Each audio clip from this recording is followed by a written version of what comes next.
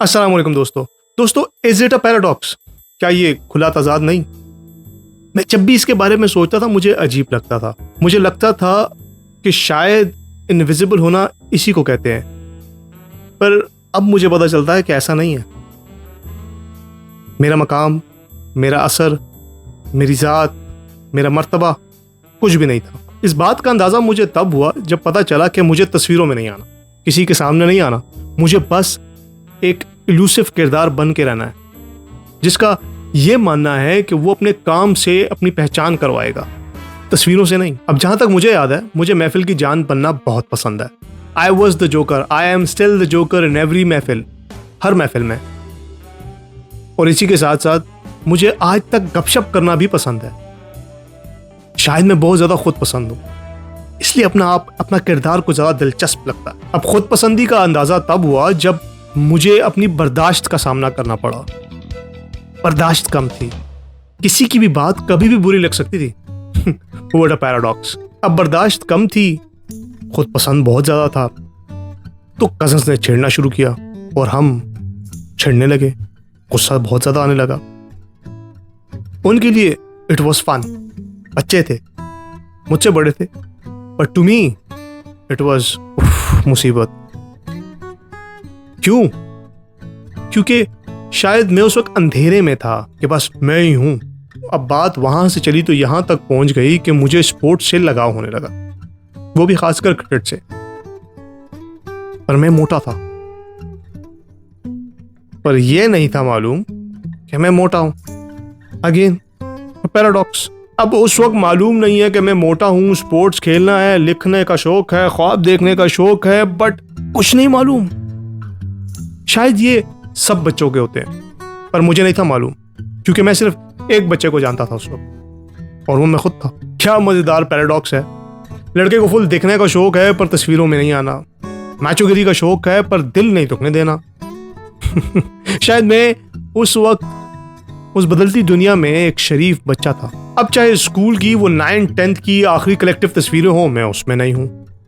College की तस्वीरें हो, मैं उसमें नहीं हूँ। फिर कॉलेज की तस्वीरें हो बैचलर्स के लिए, मैं उसमें नहीं हूँ। यूनिवर्सिटी की तस्वीरों तक में नहीं हूँ। जनाब तो इस हिसार में थे सुलेमान साहब कि काम कुछ ऐसा करें कि इस काबिल बने कि तस्वीरों में आए। इन तस्वीरों से क्या फ़ायदा? पर मैं अक्लमंद नहीं था, बेवकूफ़ था। अब ये तो वो याद होती है, वो याद जिसमें आपको आपके दोस्त मिलते हैं, वो याद जिसमें आपको आपकी बातें याद आती हैं, वो याद जिसमें आपका बचपना होता है। ये वो याद होती है जिसमें वो हरकत होती हैं जो आपको किसी भी वक्त हंसा देती है और आप किसी वक्त मुस्कुरा देते हैं। ये वो याद होती है जो आपको किसी वक्त भी रुला देती है। तो इसी तरह मैं भी था, और उस वक्त बस मेरी याद, मेरा शुगल और मेरी जात हुआ करती थी। बाय द वे, मैं अपने क्रिकेट के दिनों में भी बहुत कम तस्वीरों में हूँ, इक्का दुक्का तस्वीरों में हूँ शायद। अब वो टीका भी बहुत जोर का लगा था, फिर हमारे कोच साहब की नजर करम हुआ हम पे, और कुछ हमारा खुद का, तो फिर मेहनत करने के बाद कुछ हम फिट हुए। और गुमनाम रहना है भाई, बिल्कुल गुमनाम। और सब्ज कलर की शर्ट तो बिल्कुल नहीं पहननी, क्योंकि ये हमारी जान का कलर है, अपने पाकिस्तान का कलर है। तो फिर लग गए उस जद्दोजहद में। शायद मेरा बचपन एक ख्वाब था, और फिर वो ख्वाब देखते देखते ही गुजर गया। अब यकीन जानिए वो सिर्फ याद आता है, मगर ये याद नहीं, उसमें क्या याद आता है, क्योंकि शायद मैं जिया ही नहीं वो लम्हे। मैं हर वक्त एक जंग में रहा, किसी न किसी प्लान को एग्जीक्यूट करने में ही लगा रहा। और हाँ, उन प्लान्स की तस्वीर भी नहीं मेरे पास, क्योंकि मैं इतना पुराना हूँ, उस वक्त फेसबुक नहीं था, तो नो, नथिंग। अब ख्वाब क्या था ये सुन लें, पायलट बनना था, मगर मैथ्स थी उसमें, तो पढ़ाई समझ नहीं आई। क्रिकेटर, छू मंतर, डॉक्टर, हंसना नहीं। अब इतने ख्वाब थे, क्या क्या बताऊं। अगर सारे बता दिए तो गजब बेइज्जती होगी, मगर ये ख्वाब मैंने कभी लोगों के साथ शेयर नहीं। मैं आज भी इतना ही कंफ्यूज हूँ। अब इतना कंफ्यूज कि मुझे लगता है मुझे कभी दोस्त नहीं मिले, फ्रेंड्स नहीं मिले।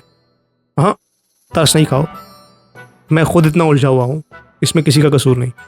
कभी लगता है दोस्त मिले नहीं, अगर मिले तो रहे नहीं, और अगर रहे तो शायद ये दोस्त हैं या नहीं। और फिर कुछ हैं और कुछ के साथ जिया जा रहा है, कुछ के साथ वक्त गुजारा जा रहा है। दरअसल मैं उन पागल लोगों में से एक हूँ जिसने दिल पे ये सब्त कर लिया कि भाई अपने लिए जीना भी क्या जीना है, जीना तो यह है कि दूसरों के लिए इंसान जिए। किसने कहा था ये पढ़ा हो? अब लग गई ना मोहर। अब दुनिया एक डगर पे चल रही है और हम हैं कि खुश होने का नाम नहीं ले रहे। हो गया ना मामला खराब। Remember paradox. तो खैर एक ख्वाब अब भी रह गया है, अब ना वो मुकम्मल पूरा हुआ है ना ज़ाया हुआ। तो जनाब सुलेमान साहब आज तक उन तस्वीरों में आए क्यों नहीं? सुलेमान साहब की एक थियरी थी। वो थियरी ये कि भाई काम ऐसा करें कि स्कूल वाले प्रोस्पेक्टस में तस्वीरें लगाएं, कॉलेज वाले प्रोस्पेक्टस में लगाएं, क्योंकि उस वक्त सुलेमान असफंद के दिमाग में यह आ गया था कि प्रोस्पेक्टस में तस्वीरें तो उन लोगों की लगती हैं जो कुछ करके दिखाते हैं, कुछ बड़ी चीज़ बन जाते हैं। तो बस उस दिन ठान ली थी फिर कि अब इन तस्वीरों में नहीं आना, कुछ बन के दिखाना है और प्रोस्पेक्टस में आना। अब उस सोच ने ऐसा मारा कि तस्वीरों में नहीं आया, पर आज अपना ख्वाब कुछ ऐसे जी रहा है, कुछ लिख रहा है, कुछ कहानियां सुना रहा है कि आपके सामने आ रहा है और तस्वीरें नहीं खिंचवाई। What a paradox.